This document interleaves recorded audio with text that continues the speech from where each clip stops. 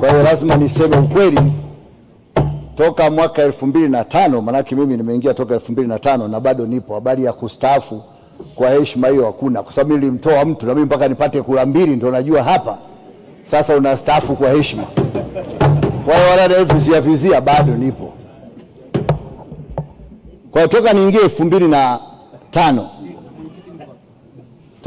2005, nimekaa na Mheshimiwa Kikwete, na kabla ya hapo nimekaa na Mheshimiwa Mkapa kama mjumbe wa Halmashauri Kuu ya Taifa kupitia viti 20. Nimekaa na Mheshimiwa Magufuli pamoja na yeye, lakini lazima niseme ukweli. Katika kipindi cha awamu ya 6, Gairo na Tanzania imepata vitu vingi sana. Ukiangalia wakati wa nyuma wananchi walikuwa wanajenga wenyewe shule za msingi. Wakati wa nyuma zahanati zote walikuwa wanajenga wananchi. Wakati wa nyuma tulikuwa hatuna hospitali za wilaya. Wengi wamezungumza toka uhuru watu walikuwa wana hospitali za wilaya. Lakini wakati wake tuna masekondari yanajengwa na serikali, tuna zahanati zinajengwa na serikali, tuna ambulance kama Gairo na ambulance karibia 7 ziko pale. Kwa hiyo lazima tushukuru, tuseme ukweli, kwenye mahali pa ukweli tuzungumze ukweli kwamba kazi aliyoifanya huyu mama yetu ni kazi nzuri. Hata kama kuna mtu ana kinyongo, hicho ni kinyongo cha binafsi, sasa mtu huwezi kumlazimisha. Lakini kwenye ukweli huo katika kurasa ya 37 katika hotuba ya Mheshimiwa Rais amezungumzia uwajibikaji na utawala wa sheria, na amezungumzia kwa baadhi ya watu.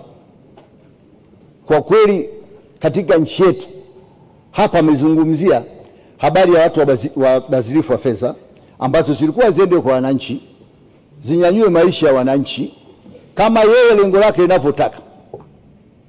Lakini na amezungumza kwamba kuna baadhi ya watu wako mafisadi.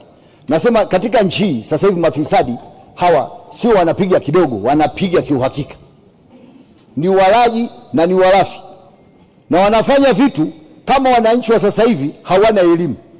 Lazima tufahamu sasa hivi ukienda sehemu yoyote, hata kama kwenye kijiji cha bodaboda, utamkuta mtu wa chuo kikuu, utamkuta form 6, utamkuta form 4, utamkuta darasa la 7, utamkuta na sio soma. Wakikaa pamoja pale, wakianza kuongea, wote wanakuwa wako university.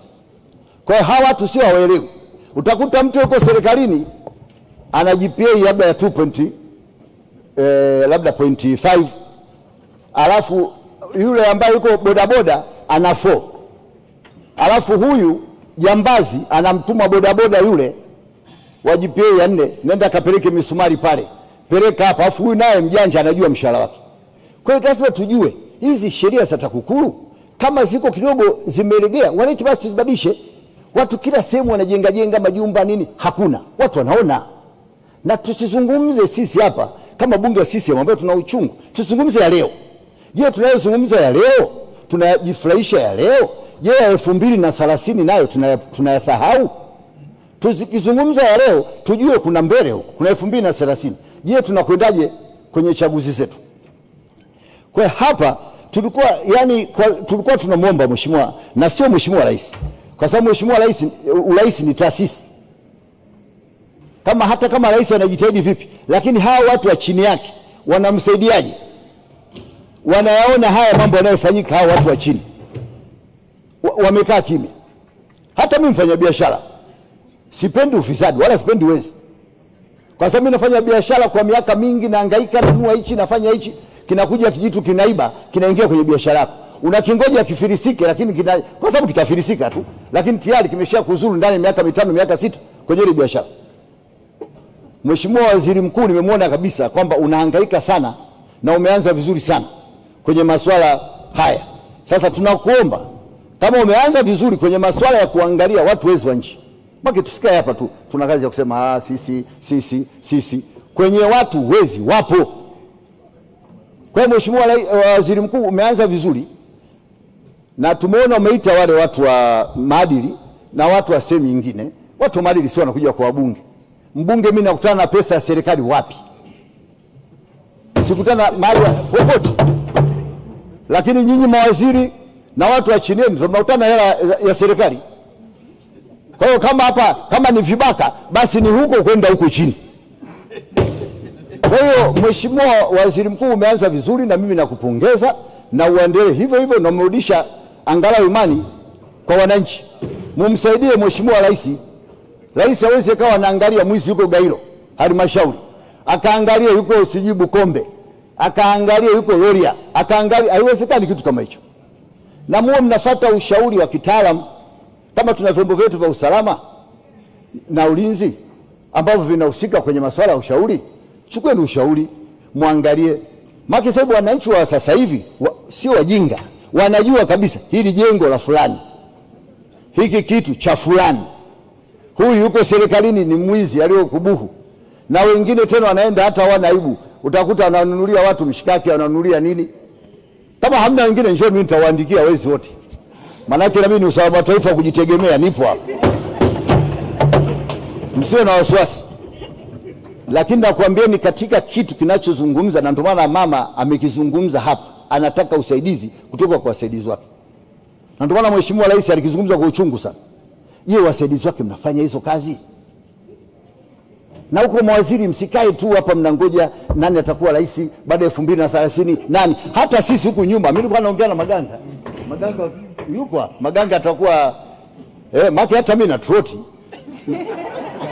maki, lazima tujue, msikae huko tu kila huyu anataka hichi anataka. Hata sisi huku nyuma tulikuwa tuna troti. Nilikuwa naongea na ndugu yangu Jafari hapa, yuko mwingine hapa anataka waziri mkuu. Tutafunda sasa, msema sasa tutakwenda. Lakini cha mwisho, Mheshimiwa Waziri Mkuu, nikupongeze, unafanya kazi nzuri. Naomba hapo hapo na timu yako wote, na najua katika timu yako wa mawaziri mlioko sasa hivi wengi ni wazuri, ila muangalie huko chini. Hata hapo wabunge hao wengine usione wapigi kelele, na waingia kichwani, wanajua ninachokiongea na wanakielewa. Utikinde sehemu fulani, utakuta jumba la fulani, jumba la fulani. Kuna mmoja hapa alijenga jumba akaandika kabisa na jina lake, fulani Tower. Jamani, sasa huko tunafanyaje? Na sisi mnatupa kazi ya ziada. Mtu anayekupenda atakwambia ukweli. Mtu mnafiki atatoka hapa atapiga debe, akitoka huko nje tunaenda vibaya. Mimi sina mengi, nashukuru sana, asante sana. Asante. Mimi huwa kwenye ukweli nazungumza ukweli, kwenye kona huko huwa siendi. Nitasema yale ya ukweli. Kwanza nimshukuru Mheshimiwa Rais katika jimbo langu la Gairo kwa vitu ambavyo ametufanyia wananchi wa Gairo. Kwa mfano, tumepata madaraja ambayo yalikuwa yanaua watu kila siku. Nilimwomba mwaka juzi alipopita pale. Tunashukuru madaraja yamekwisha, ya bilioni 16 la mita 120 na la bilioni 11 la mita 80. Madaraja ya Chakwale na Nguyami yamekwisha. Namshukuru kwa kuweka barabara hiyo katika feasibility study kutoka Gairo hadi Kilindi. Namshukuru kwa Gairo kutupa barabara ya lami ya kilomita 57 kutoka Gairo mpaka Nongwe. Tunamshukuru kwa mradi wa maji wa bilioni 21 na bilioni 9.9, karibia bilioni 10,